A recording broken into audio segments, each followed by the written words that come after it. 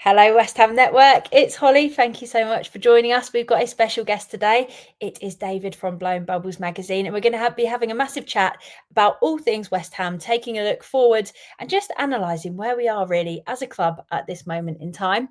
So, David, thank you very much for Hey. joining us. How is it going? Yeah, good, Holly. How are you?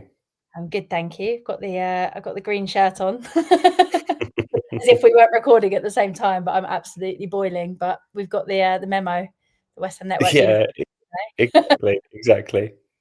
So there's been a lot of talk, obviously, surrounding the transfer window because there's always so much to talk around with that. And taking a look back at what the problems were. But in this video, what we want to be doing is taking a look at where we currently are and how we can actually move forward best as a club from this moment in time. So we're coming off the back of that 3-0 win against Forest. We've headed into the international breaks. We've got some time to work together as a team, hopefully bring some of those new signings in. We've got Spurs, Palace, Everton and Arsenal up next. How positive are you feeling after that win? How much did it turn things around for you? I think the Forest win suddenly gives the players and the supporters the confidence heading into the Spurs game. I Yes. think if we'd been going to Spurs, I think I perhaps wouldn't have felt as confident. But I mean, it's funny. I've heard Bowen say it a lot, talking about how it's up to the players to help dictate the atmosphere, And I think it's so important those opening stages. If West Ham on the field look up for it, and like a bit kind of like they did against Chelsea, those Mm. first 6 or 7 minutes, I thought we were fantastic. The Yeah. crowd were really up for it. It was a great Atmosphere was atmosphere. unbelievable. So good, We wasn't s it? we score and we go, "Do you know what, guys? You have the ball. We're not gonna put any pressure on you. We're just gonna sit back and see what happens." And then the atmosphere just goes from the ground immediately. So I think against Spurs, it's gonna be so important to just hit the ground running early doors, get the crowd on side. I think Spurs will now be a bit more worried about coming to us. Mm. I still think we we may struggle to get a result, but I think we may see a better performance. And actually, you don't want to see your team lose, but there was a spell a while ago where I felt like the performances were great, we just weren't getting the results. And you then at that point you go, do you know what? We are going to get the results at some stage. They are going to Mm. come good, and they did. I need to start seeing better results, better physicality. I want players to get booked. I want players to go in and Yeah. leave a mark on these Spurs players. I want them to know what we're about. And um, I just, against Chelsea, it was when they were passing it around the back and Fulkrug was just Yeah. like jockeying from one side to the next. I was like, please, can someone just go?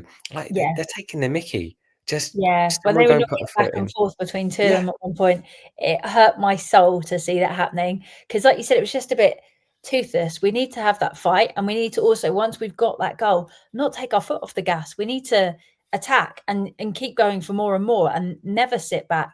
Because otherwise, we've seen it haunt us so many times that we can get a goal. We know we can get a goal, but then we sort of sit back, play differently, and suddenly we're not able to do anything. We let them have all of the ball and it becomes attack versus defense. And you're sitting there thinking, like against Chelsea, we had such a good start. How did this just turn so quickly? So there's definitely a lot that can be done there. We spoke about Spurs there. I'm hoping it's going to be a bit more feisty, especially given everything with Kudus going. hmm Um, Speaking of which, how are we feeling about Kudus leaving, about what this might mean for us going forward? Do you think it makes a big difference for us? yeah. I mean, I felt his first season with us, he was fantastic. I Yeah. felt last season he didn't quite hit the same heights. Maybe he was thinking, do I really want to be playing for this team? We're Mm. not in Europe anymore. Um, am I really up for a relegation battle? Um, I still felt there were moments of brilliance from him last season. Mm. Um, Emotionally, I would say I was quite hurt that not that he'd left necessarily. I think players like him are going to be looking at the Premier League and saying, right, I want to get there, get to a club, show what I can do, and then maybe, take a step up. Yeah.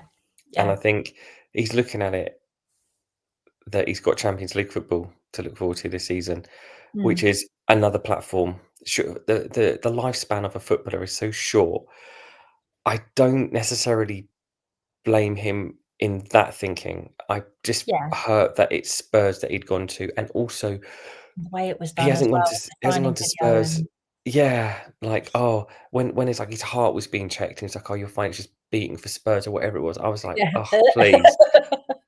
Like, he says he only wanted Spurs because they're Mm. in a Champions League and they're based in London, and, it's not really changed too much probably in his life. Mm. Um, and he you knew he was gonna start well at Spurs. You Yeah. knew that he was gonna be getting assists, and Spurs fans are probably thinking, "Why would they say?" And also the fact that we've sold him for so much less than his release clause. But it's Mm. gonna be interesting with Declan Rice. When he left, it was clear that he was gonna go. We said our goodbyes. We made peace with the facts, but there was, whenever he's come back to play against West Ham, he's always had a few people, jeering him. There's always the funny, "You should have signed for a big club," and all that kind of stuff. Um, I think the reception for Kudus is gonna be just that next level up, just because of, Yeah. his decision to go, um, and also a little bit the money that we actually got for him. And I do wonder whether I don't know where you stand on the whole. I just feel like it could have led into kind of another Isak situation where he would have just refused to play, and then we Mm. would, he would just be sitting there. And personally, for me, looking at the Newcastle situation, I don't think West Ham can afford to do it. Newcastle's one No. of the richest club in the world. If Isak just said, "I don't want to play for your club anymore," Yeah. um, I would have been like, "Well, here's a contract that says you're gonna, Yeah. play football for our club. If you don't want to do it, you can just, sit in the Yeah. reserves, Yeah. sit, play I with, hear train with that. under 21s, because he's not going to want to sit there for 3 more years, peak prime years of his football career. Yeah. So Yeah. I He think the needs to club. work at some point. Exactly, and I do wonder whether Kudos it would have ended up being the same, so maybe the club just thought, "Do you know what? Let's just cut our losses now, try and reinvest some of that money." I did have a similar feel in that it did feel that he checked out mentally quite quickly as well, and that it was almost done. He was completely done. And with that, you do run the risk of that money that we're saying we needed so that we could reinvest elsewhere. If he's refusing to play and sitting on the West Ham bench, we don't have the finances available to have a player, whether they're worth 30, 40, 50, 60 million, just sat there waiting because we need every penny at the moment that we can get to fix the problems that we've got. So I can see that it could have forced our hand. Obviously, we'll never know the conversations that happen behind the scenes, whether Kudus has said, look, I'm not playing, I'm going to go to Spurs, or I'll just sit and not play, or whether we've just taken an opportunity knowing we needed to reinvest, and perhaps bringing in Fernandez and Magassa will make more of a difference than the money that we got for Kudus, and having him there if he wasn't going to find that form. I think he's massively a confidence player. When he joined us, he was all hyped up and boosted and had that great season. But as soon as things got difficult, it felt as though he mentally checked out. He took a step back. He didn't want to work hard and instead felt quite hard done by and frustrated. And I think it was just a slippery slope because as much as the first season we had him, getting him back in that form, that would have been a huge miss to not have at West Ham this season.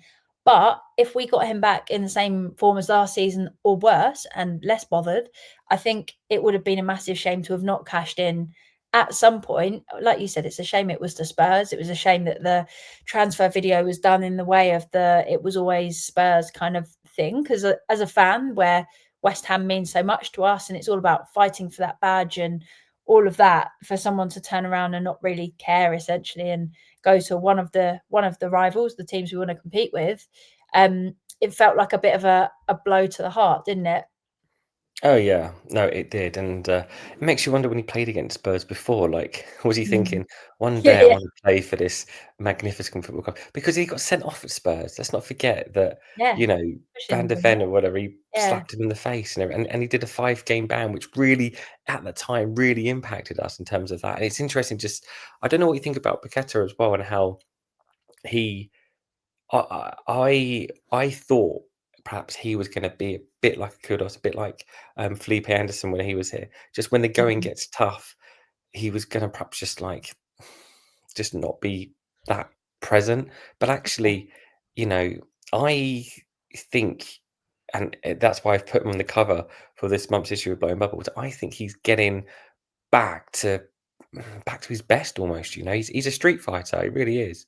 Yeah, I agree. I think to even get through the lawsuit stuff that he's been going through and to keep a relatively good level of Premier League football performances going is probably quite impressive. Like if you or I were risking losing our entire career and these conversations that were going on about potential prison and all sorts, we'd probably find it quite hard to keep our heads on our jobs, wouldn't we? So I think that says something about his character. But where he doesn't get the fouls and he sort of throws himself or jumps in the air and Mm. looks all frustrated, that's probably the little signals that we've all had where we think, is he going to go, you know what, I'm just not that mentally invested. But I agree. I think he's coming back to his best form. I think he looks like he's putting up a fight. He's one of our better players in some of the recent performances. And I think now, hopefully, this big weight's been lifted off him. He's going to be a player that we can start to see return to his best. And alongside, hopefully, Somerville, if we can keep him fit coming in, it feels almost like two new signings that were either not present or Paqueta struggling to kind of find his rhythm. If we could get both of them firing, I feel like there's a lot more excitement that we can bring where that could almost feel like two new signings to just bring that enthusiasm, that speed and that flair, and most importantly just making us a bit less predictable, because I think the problem we've had recently is we look so predictable. You know exactly where we're going to pass it, and most of the time it's sideways or backwards. So just having players that will want to do a turn like Paqueta can would be so valuable for us this season. So it's definitely one that I am excited about. And I wanted to ask you, so we're talking about this, and obviously it's very much an ongoing project. We've made some improvements this window, but we haven't yet had time to really see whether these players are going to be exactly what we need, whether we might be disappointed by some. There's a lot of pressure on at the moment, and Hermansen has come in at a time where we've needed him to hit the ground running. We've expected him to, because we've put him straight in there with not too much time at the club before that first game. And obviously, he's had an absolute shocker, shipping 8 goals in the first 2 games.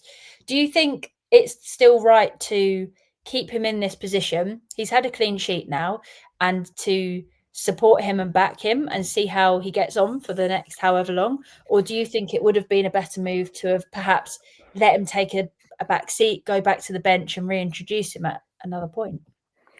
I think with hindsight, I think Potter will probably hold his hands up and say we should have perhaps started with Areola for the first couple of games, giving him a chance to work with the defence, and Mm, then perhaps have introduced him for the Wolves game, and then maybe the Forest game could have been his debut. I I just don't like. Clearly, he's incredibly comfortable with his feet. That's probably one of the positive things that I've noticed about mm. his time so far. Definitely compared to Fabianski, but also to Uh-huh. Areola. Yeah, Um, but for me, goalkeepers are there to stop shots.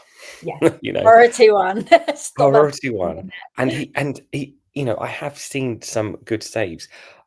I anyone watching that Chelsea game, if you're the opposition, Mm, anytime you get a free kick or a corner, you are going to stick it right on him because he has not got that dominance, that physicality that I am gonna clear absolutely everything in front of me to make sure I can clear this ball. He doesn't have that. Um, so yeah, great with his feet, and it's great to have. You almost like it's almost like a sweeper. Almost, he's been able to summon mm, his feet, but it does make me laugh that we're also focused on the goal kicks where it's just like pass out. You get it up a little bit, you lose it in the midfield, it then comes back. No different to lumping it up front, lose the first header, and then you're challenging for the second ball in the middle of the park, and it's just going to be like there'll come a day when there'll be a manager, Sean Dyche, Sam Allardyce, you know, the Wimbledon crazy game where people just start to play a bit more direct because that's that is a different way of playing football, and it just clearly he's been signed because that's how Potter likes to play. But Mm, it just gives me a heart attack every time I see them playing around at the back. And I think Kilman is fairly good with his feet. I'm not yeah, utterly convinced, but Mavropanos, oh my goodness, he is. I exactly. still have nightmares about that Bristol City FA Cup game where he passed it back, and I could see it. I could say, why is he passing it back? Like it's clearly going to go to the striker, Yeah, and everyone in the crowd could see it apart from him. And there is a mistake, a game changing mistake every week from Mavropanos.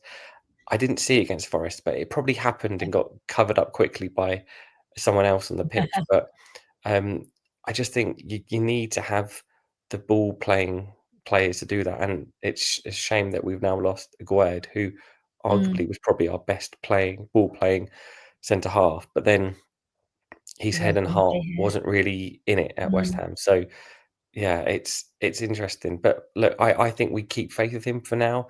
I yeah, feel a bit sorry for Areola, like what's going through his mind. He was number 2 to Fabianski, was told, your time will come. His time did come. Fabianski wasn't too happy about it, but his time did come. Then they kind of seesawed with each other. Then it looks like Fabianski's gone, I'm gonna be number 1. And then they're like, oh yeah, by the way, we've just spent like 18 million on this like lad from Leicester. So yeah, you're gonna be number 2 again. Like I don't know where his head's at, you know? yeah, just not getting a look in. Hopefully, he's keen to prove himself, and he'll be ready to step up to the job if he's called upon. But it feels like an ongoing project where there's a lot of question marks like that over whether we will keep Hermansen as our key goalkeeper and all sorts. But talking about Potter, so we saw that he changed the formation and we looked a hell of a lot better with that formation. It felt like we weren't inviting pressure as much. It felt like we could get the ball up the pitch and out to the wings more effectively. It just felt like we could have a little bit more pace in everything that we did. And it's the first time we've not looked quite as shaky in a while. What are your thoughts at this current moment on Potter and the decisions he's making, and the fact that recently we have seen that he is willing to adapt formation if it's not working? Yeah, I mean, he has adapted, Mm, he's proven that, and I think that's the difference between perhaps him and Moyes or him and Allardyce in that just that he was happy to adapt. I was surprised that it was Mavropanos that came in. I was surprised that Aaron Wan-Bissaka was sacrificed. Um, I haven't been as impressed with Wan-Bissaka, um, and certainly haven't been impressed with Todibo. So I guess seeing as I was most critical of them after the Chelsea game, perhaps maybe Potter listened to me. Maybe he thought, "Do you know what? I'm going to listen to that David Blackmore. I'm going to, switch them two out." But writing um, notes. yeah, Maverick. I think based on what he did for the Forest game, I think he's now. I mean, we haven't got huge strength and depth, but I think he's now looking at each game and maybe he's like, okay, well, this game probably lends itself more to having three at the back or playing flat back four. Um, I just I think Diouf is really good going forward. I have a Mm, few question marks about him defensively. Just I think the pace of the Premier League has somewhat thrown him a little yeah. bit, but he's kind of quick and pacey enough to kind of cover himself, which he did against Forest. I think it's good to see them changing it about. The only thing that I feel is odd is that we've not got Alvarez. Who's playing that kind of defensive midfield job? There doesn't seem to be from what I'm Yeah. looking at it, it's like there's no one playing the Alvarez Rice role in front of that back four. And I feel like when you're playing a three at the back, you don't necessarily need it so much because you've got that person in Mm. your back line instead. Yeah, not Maybe one solid maybe player that you'd rely on as being the more defensive of the bunch.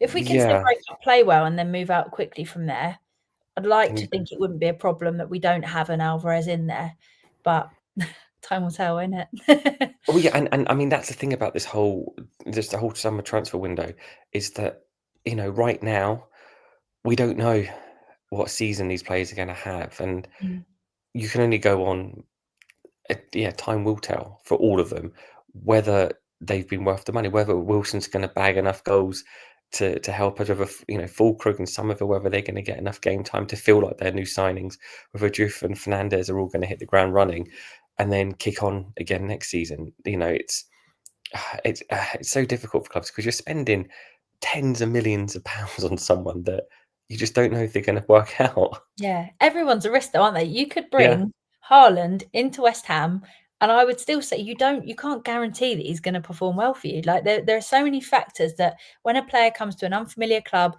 different setup, new manager, sometimes you need luck, don't you, to do well and to settle in well. That you're never guaranteed to bring in a good player who plays well. And we look at Craig Dawson and players like this that no one expected anything from, and they've come in and just saved us really when we've needed them to. So it really, really does depend on what they do when they get to the club. And my hope is that we might see that some of the signings that we've made, whether it's Wilson on a short term kind of thing, Magassa and Fernandez, might really, really change the way that we're doing things at West Ham, and it be a pleasant surprise that we have gone from the start of the season where a lot of us were talking about relegation and almost certainly being fighting for relegation to avoid relegation, to actually maybe competing and trying to even get top half if things go our way. So it is all unwritten, isn't it, at this moment in time? And my hope is that we're pleasantly surprised. But it does feel like this is a big project. We've got question marks over whether Potter's going to end up playing youth, because we were seeing signs that he would, and then it feels quite harsh that we didn't give Freddie Potts a run out after using him in pre-season. So there are still lots of other things that we can try throughout the season to almost bring in that bit more squad depth. But I think January will be massive, and next summer will be even bigger, because we've seen what we've done in the midfield here, where we've brought players in, albeit later than we'd have wanted. But we kind of need to do the same around the whole pitch to bring in youth, to bring in younger players, to bring in energy, to improve where no doubt this season there'll be weaknesses that are highlighted. So yeah, it feels to me like this is hopefully the start of a big project. And my hope is we've seen Potter do it at Brighton, where he's brought youngsters in and brought the best out of them, whether they're then sold for profit or play for a while. And I hope that we can do that at West Ham. But yeah, it's all yet to be seen, all yet to be decided. well, Scary. you just got to look at Brighton and their model, and I mean, basically, the Chelsea team that I saw the other night was basically half of Brighton's team from a few years ago. Yeah. Yeah. And yet Brighton are still going to be. They've sold all of their best players pretty much all around the pitch, replaced them all with players that have come in, and they're still going to be there or thereabouts challenging for Europe. So it just shows on that side. And in terms of players and the impact they can have, two players that came immediately to mind: Calvin Phillips, right? If he Mm. hadn't have made such a massive, huge mistake on that debut, could he have gone on to probably not, because he then followed up with a load of rubbish performances, but it just shows you the impact Yeah, of that first game. Jesse Lingard on the flip side, yeah, did what he did on his world of a debut. debut. You think of Souček and Bowen coming in that January and actually just hitting the ground running. Soufal, when he came in and did the same thing. Yeah. It is a real challenge. But on the point you made about youth, another thing that whilst they might not getting time on the pitch, it's also good for them to be. It's that competition off the pitch, on the training pitch, to making sure that those players that are in that lineup that they know, like for example, Diouf and Ollie Scales. If Mm. Drift's not playing, there's someone younger who's ready to step in at any point. So Yeah, I know a few of the youngsters toned down the chance to go out on loan elsewhere so they can stay and fight in the first team squad for game time. I think that's great. I think it shows that they say, no, do you know what? I think I am ready now, and I think they've mm, shown that they're ready now, yeah, and it's now up to them to keep banging on the door. Because the trouble is, you get a player who's injured, and you're on loan at Stevenage or wherever, it's unlikely they're going to call you back. They'll just put Bowen up front, or they'll put Antonio at right back, or whatever it was, back in the day. So I think definitely those youngsters need to be patient, wait their time, and hopefully it will. If there are injuries, hopefully they're not. But if there are injuries, hopefully they can come in and get some game time, get some minutes, and show what they're all about. I really hope so. I really hope so. So, based on everything that we've just spoken about there, what position do you think West Ham will finish at the end of this season if things stay how they currently are? 12th. I 12. think I Nice. think we are. a club that should be competing for 8th, 9th, and 10th. And I think when you have a good season, then you're kind of banging on a door for perhaps the Europa League or the Champions Conference League spots. I think last season 14th really flattered us, and Mm. actually we probably should have finished a lot lower than we did. Um, I have seen enough that makes me think that we'll be better than last season in terms of how many goals we're conceding, how many goals we're scoring, and how many points we're able to get on the board. I just still feel like we're going to have a run of games like we got coming up now where we maybe not get enough points. That has a knock-on effect on confidence. Yeah, so 12th is where I think we'll get, but we won't have a good run in the cup. We'll go out the third round. I was going to say somewhere between about 12th and 15th, because so much does depend on these coming games. Because if in another 4 games time things are incredibly negative and we've not picked up another point, I think things start to really mount and the pressure is going to be insane. Fans will be even more angry than they already are. Players' confidence is going to go to an all-time low, and coming back from that point could be so difficult for us. But if we can pick up some points where we're not even expecting to, perhaps in some of the more challenging games, it could really get everything going again. You said it at the Chelsea game, the atmosphere was incredible. The fans were the loudest I've ever heard them. There was stands that did not stop singing the whole beginning of that game. But then when we basically rolled over and it all went wrong, that atmosphere completely died, because it just sort of brought back, I think, what we're all deep down scared of is, oh my God, it's happening again, that sort of we're just crumbling. So I just want us to show a bit of fight. And I think if we can do that, I agree, we should finish somewhere 13th, perhaps 12th. And we need to use this as a stepping stone, because we spoke about it after the Conference League, that we were saying, hopefully this is the stepping stone and from here it's upwards. Obviously, it all went horrifically and it dropped off there, but we do still have the remnants of a very good team. We've got a lot of the same players that we valued so much at the time. The Součeks that can come on and grab a goal when we need to. We've got Bowen, we've got Paqueta. So we do have talented players, and we're looking at previous transfer windows where we've been excited at the time about who we've brought in because they all had promise or talent and they'd done something somewhere else. But it's almost been like we can't quite unlock it. And I'm hoping that that is what we can start to do this season, with just a bit of consistency, working out how we play, what our formation is, and making small tweaks, rather than what we were doing under Lopetegui, where we just basically played an entire different squad every single week. So my hope is that we can also finish somewhere 12th to 15th, and it's a surprisingly positive season, despite the first 2 games and how negative everything felt at the time. So any final words before we conclude episode 2? Tell us about Blowing Bubbles magazine as well, and how everyone can keep up to date. Yeah, so Blowing Bubbles, we come out every month. We try and come out at the start of the month because I always like to try and look back on the month we've just had, but also look ahead. And look, with it being like a printed product and with it being monthly, it's less about kind of the stuff that you're doing, Holly, which is very much on like the here and now. This is where we're at today. It's more perhaps thinking perhaps a bit more just outside of the box in terms of, especially when like looking ahead. A lot of it does involve a bit of crystal ball and stuff like that, but it's kind of just trying to think about things from perhaps a different perspective. And we have that combination of, just in the recent one, we're kind of looking at the players that have gone, the players that have come in, how we're feeling a few games in, plus looking back, Pray Beat Me, a bit of nostalgia. We have the times where things have been a lot worse than perhaps that they are right now. But also times that we look back fondly and are like, oh, love that time. But yeah, we have the 5 issue, the 11 issue, and the 20 issue subscription. We post, the number one question I always get asked is, do you post to America? Do you post to Australia? We have people reading all around the world. It obviously takes a little bit longer to get to those places than in the UK, but blowing-bubbles.co.uk is the address you need. It's got all on there, all the subscriptions. The 20 issue one is like the most popular at the moment. I think that's because we're getting a lot of people buying it for loved ones. So like Nice. their father or grandfather. I think it's quite a nice present for someone like that. It gives them something to look forward to every month. For if it's a 20 issue one, almost 2 years. So I think that works out quite nicely. Nice. And I look forward to receiving mine in the post every month. And I love that it does give you more of a, I guess, a different view on topics. Because on here, obviously, we're covering a lot of what the news is and what's happening and what the rumor is.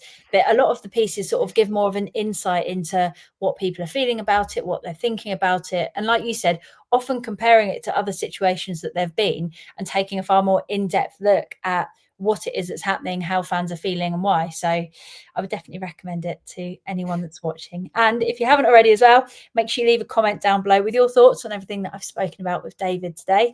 Hit that thumbs up button, make sure you subscribe, turn those notifications on so you don't have to miss out.